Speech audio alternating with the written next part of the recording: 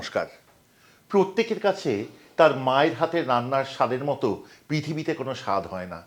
ছেলেবেলায় যখন এই কথা শুনতাম তখন অবাক হয়ে ভাবতাম, সবার মাই কি তাহলে সবচেয়ে ভালো রান্না করে?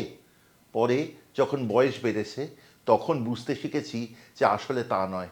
আসলে মায়ের হাতের রান্নার মধ্যে লুকিয়ে থাকে ছেলেবেলার স্বাদ, লুকিয়ে থাকে ছোটবেলার কত না স্মৃতি।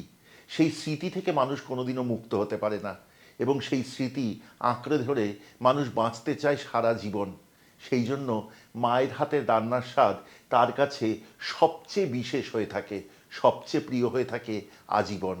আমার মা আমার ছোটবেলায় খুব রান্না করতো।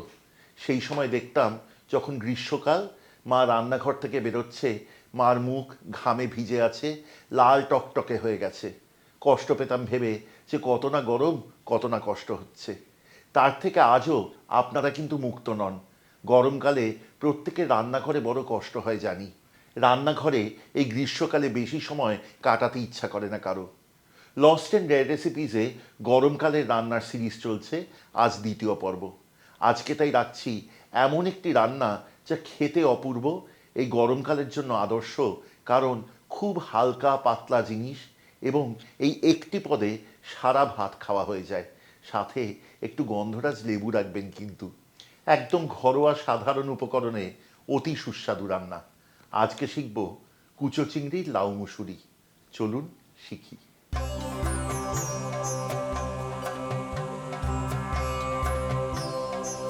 কুচো চিংড়ির লাউ মুসুরি রান্নার জন্য প্রথমে মুসুরির ডাল ভিজিয়ে রাখুন। তারপর লাউ ডুমো করে কেটে নিন, আর চিংড়ি মাছ ভালো করে বেছে পরিষ্কার করে ধুয়ে রাখুন। এরপর একসাথে সেদ্ধ বসান মুসুরির ডাল এবং লাউ, বেশ খানিকটা জল দিয়ে এবং অল্প নুন দিয়ে। ভালো করে সেদ্ধ হলে তারপর তা নামিয়ে ঢেলে রাখুন। তারপর নতুন কড়াই বসিয়ে আসুন মূল রান্নায়।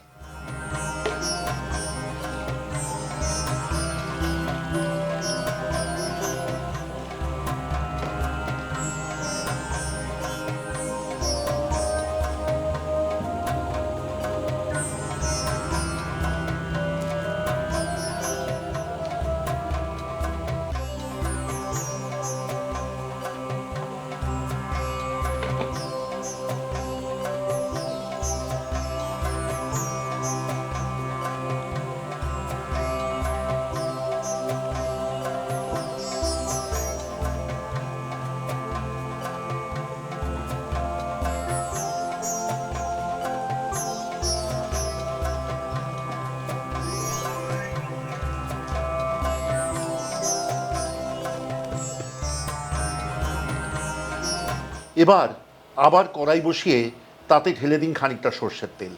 তেল গরম হলে তাতে ফোড়ন দিন গোটা তিনেক শুকনো লঙ্কা এবং কালো জিরে।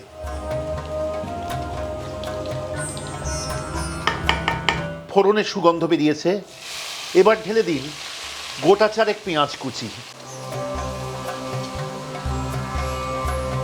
এর সাথেই যোগ করুন বেশ খানিকটা থেঁতো করা রসুন। ভালো করে কষান যতক্ষণ না পেঁয়াজ ও রসুনের কাঁচা গন্ধ পুরোপুরি চলে যাচ্ছে। পেঁয়াজে রং ধরতে শুরু করেছে।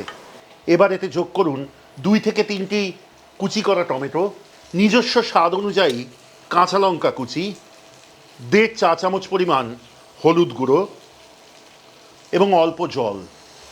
এইবার রান্নাটি কষান ততক্ষণ যতক্ষণ না টমেটো গলে পুরোপুরি মিশে যায়। টমেটো গলে গেছে, এবার এতে যোগ করুন বেশ খানিকটা কুচো চিংড়ি। রান্নাটি কষান পরবর্তী 2 থেকে 3 মিনিট। এইবার এই রান্নাটিতে যোগ করুন স্বাদ অনুযায়ী নুন, কিন্তু খেয়াল রাখবেন আপনি আগে ডালে নুন দিয়েছিলেন।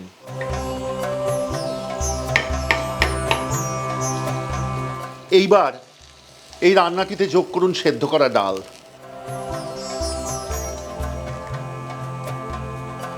ভালো করে মিশিয়ে নিয়ে রান্নাটি ফুটতে দিন।